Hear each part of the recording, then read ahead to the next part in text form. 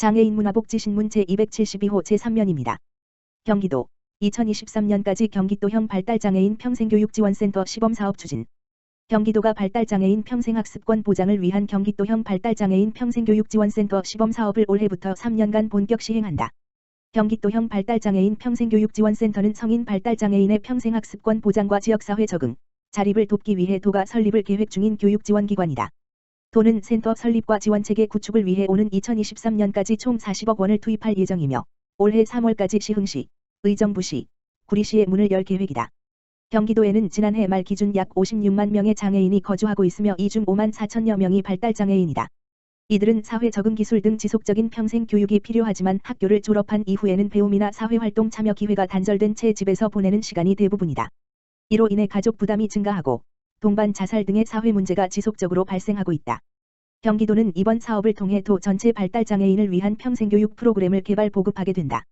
이 밖에 발달장애인 평생교육조사연구시 군 발달장애인 평생교육지원센터 등 관계기관 성과관리 전문가, 강사, 자원봉사자 등 양성 평생교육 정보 수집, 제공 발달장애인 평생교육 인식 개선, 홍보 사업도 병행한다. 올해는 발달장애인 평생교육 욕구조사를 실시하고 정책협의회 구성과 전문인력 양성에 중점을 두어 발달장애인 맞춤형 평생교육 지원체계의 토대를 구축한다는 계획이다. 시범사업 지역으로 선정된 3개시, 시흥, 의정부, 구리는 지역 내 발달장애인 평생교육지원센터 역할을 담당하며 발달장애인 평생교육 상담과 서비스 연계 지역 내 평생교육 자원, 유휴 공간, 시설 등 발굴 이용자 이력 관리와 서비스 이용 점검 등을 지원할 예정이다. 이병우 경기도 복지국장은 시설 중심이 아닌 지역 내 인적 물적 자원을 활용한 개인별 특성에 맞는 발달장애인 평생교육을 개발 보급하기 위해 최선을 다하겠다고 말했다. 이재명, 2차 경기도 재난기본소득 도민 1인당 10만 원씩 지급. 경기도가 코로나19로 인한 경제위기 극복을 위해 작년에 이어 올해도 나이, 직업, 소득에 관계없이 모든 도민에게 1인당 10만 원씩 2차 재난기본소득을 지급한다. 지난해 한 차 재난기본소득 때는 지원하지 못했던 외국인과 외국 국적 동포까지 지원 대상에 포함돼 약 1,399만 명의 경기도민이 지원 대상이 된다. 다만 지급 시기는 방역 상황에 맞춰 달라는 더불어민주당의 권고를 존중해 코로나19 상황과 방역 추이를 면밀히 점검한 뒤 결정하기로 했다. 이재명 경기도지사는 20일 경기도청에서 이런 내용을 담은 2차 경기도 재난기본소득 지급 관련 도민 보고를 통해 코로나19가 종식될 때까지는 앞으로 4차, 5차 N차 유행이 계속될 것이며 그에 따른 경제적 어려움 역시 심화될 것이라며 그렇기 때문에 코로나19 종식을 위한 보건방역과 경제 악화를 막는 경제방역은 선후경중의 문제가 아니라 동시에 조화롭게 해결해야 할 중요 과제라고 밝혔다.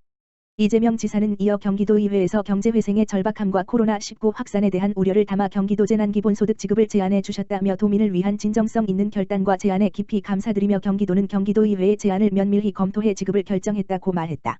이 지사는 이날 재난기본소득 지원 방법을 소개하기에 앞서 2차 재난기본소득을 향한 우려의 목소리에 대해 도의회 제안 이후 열흘 가까이 보건방역과 경제방역이 조화를 이루며 최선의 결과에 이를 방안이 무엇인지 치열하게 토론하고 고민했다면서 자신의 입장을 설명했다. 먼저 소비 진작을 위한 재난기본소득 지급이 자칫 방역에 장애를 초래할 것이라는 우려에 대해서는 전 세계가 주목하는 K방역의 성공은 국민의 적극적인 협조 덕분이었다. 이처럼 성숙한 시민의식을 가진 도민들께서 소액의 소비지원금을 사용함에 있어서도 지금까지처럼 방역수칙을 철저히 준수해 주실 것으로 확신한다면서 현재도 수조 원대 선별지원금이 풀리는 중이지만 지원금 때문에 방역이 악화된다는 정황은 어디에도 없고 그보다 소액인 보편적 지역화폐 지급은 방역에 장애를 초래한다는 주장도 근거를 찾기 어려웠다고 밝혔다. 지역 간 차등이 발생할 수 있다는 지적에 대해서는 지방정부마다 각자의 특색과 상황, 책임자의 철학에 따라 행정을 펼치고 서로 다름 속에서 경쟁하며 배워가는 것이 지방자치제도인 만큼 수용하기 어렵다고 말했다. 그러면서 작년에 재난지원금을 지급한 경기도 내 31개 시군 중 가장 재정자립도가 낮은 포천시가 가장 많은 1인당 40만 원을 지급한 것이나 현재 전국적으로 재정자립도가 낮은 지방의 시군 10여 곳이 재난지원금을 지급하는 데서 알 수 있듯이 재정자립도와 재원조달력량은 관련성이 미약하다며 결국 재난지원금은 재정여력 문제라기보다 정책결정과 예산 편성의 우선순위 문제에 가깝다고 덧붙였다. 이 지사는 문재인 대통령님께서도 신년 기자회견에서 중앙정부의 지원정책과는 별도로 지방정부가 자체로 지원하는 것은 얼마든지 할 수 있다고 말씀하셨다며 경기도는 소득지원의 공평성 확보, 행정비용과 행정역량 절감, 소비 촉진을 통한 소상공인 지원과 경제 활성화, 재정집행의 효율성 제고를 위해 전 도민에게 공평하게 지역화폐를 지급하기로 했다고 설명했다. 또 한 차 재난지원금의 생산유발 효과가 1.81배에 달한다는 국회 예산정책처의 분석 등을 예로 들며 위중한 현 경제 상황, 한 차 지급에서 확인된 지역화폐 보편 지급의 소득 지원과 경제 활성화 효과, 세 차 대유행이 정점을 찍고 확진자가 감소하는 추세, 우리의 종합적 방역 역량, 전 세계에 자랑할 높은 시민의식과 방역수칙 준수 등을 고려할 때 경기도는 2차 재난기본소득의 신속한 지급이 필요하고 또 지급에 무리가 없다고 판단했다고 밝혔다. 이 지사는 특히 지난해 여름 한 남성이 구운 계란 5,000원어치를 훔쳤다가 징역 1년 6개월을 구형받은 사건에 대해 안타까움을 표하며 코로나19 경제 위기로 일용직 일자리마저 구하지 못해 생활고에 시달리다가 굶어 죽을 수는 없어 생기는 참혹한 현장이다. 정부에서 2차와 3차 선별 지원을 통해 어려움을 겪는 분들을 지원했지만 지원 대상에서 배제된 사각지대는 여전히 존재한다고 보편 지급의 필요성을 강조했다. 경기도 2차 재난기본소득 지급 대상과 규모는 경기도는 도민 1인당 10만원씩 소멸성 지역화폐로 지급한다. 지급 대상은 내국인 1341만 명과 등록 외국인과 거소 신고자 58만 명을 포함한 약 1399만 명이다. 필요한 재원은 재난기본소득 지급액 1조 3998억 원과 부대경비 37억 원 등 총 1조 4035억 원이다. 해당 재원은 지역개발기금 8255억 원과 통합재정안정화기금 5380억 원, 재난관리기금과 재해구호기금 400억 원으로 조달할 계획이다. 지급 대상자는 2021년 1월 19일 24시 현재 경기도에 주민등록을 두고 있는 경기도민이다. 기준일 당시 태아는 기준일의 아버지 또는 어머니가 경기도민이라면 출생 이후에 예외적으로 신청 대상이 된다. 외국인의 경우에도 결혼 이민자와 영주권자에게만 지급했던 한차 재난기본소득 때와는 달리 등록 외국인은 물론 국내 거소 신고를 한 외국 국적 동포까지 모두 지급받을 수 있다. 신청은 한차 재난기본소득과 마찬가지로 온라인과 현장 신청으로 진행되며 신청기한과 사용기한도 원칙적으로 한차 재난기본소득 방식과 동일하다. 다만 구체적인 신청 방법과 지급 시기는 정하지 않았다.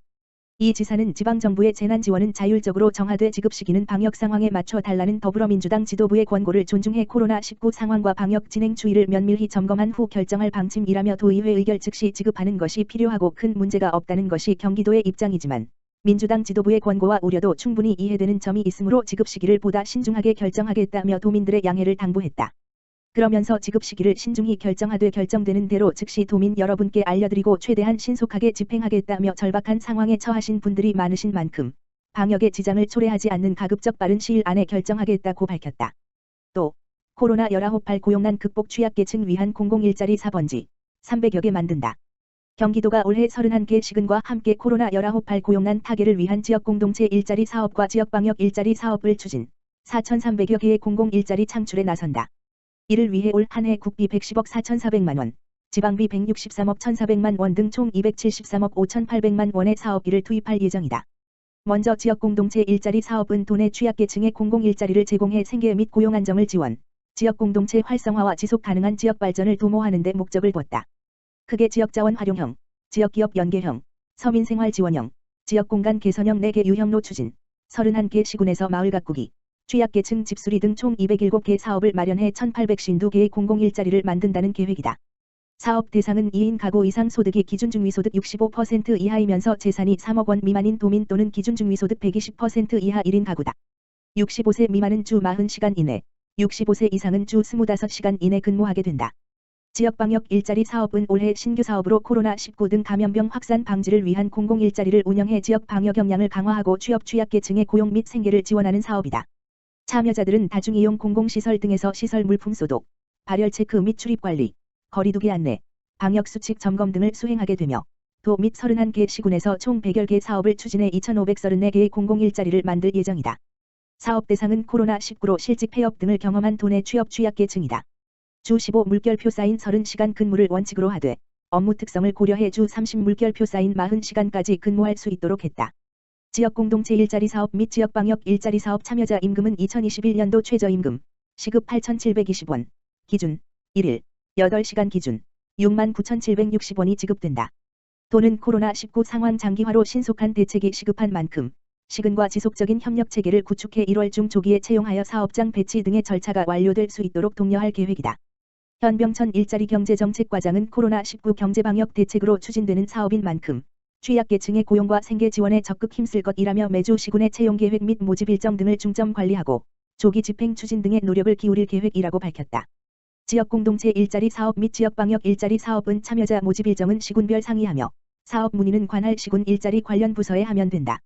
한편 도는 지난해 31개 시군과 코로나19로 경제적 어려움을 겪는 취약계층을 위해 코로나19 극복 희망 일자리 사업과 코로나19 극복 지역 일자리 사업을 추진 총 81,497개의 공공일자리를 창출한 바 있다.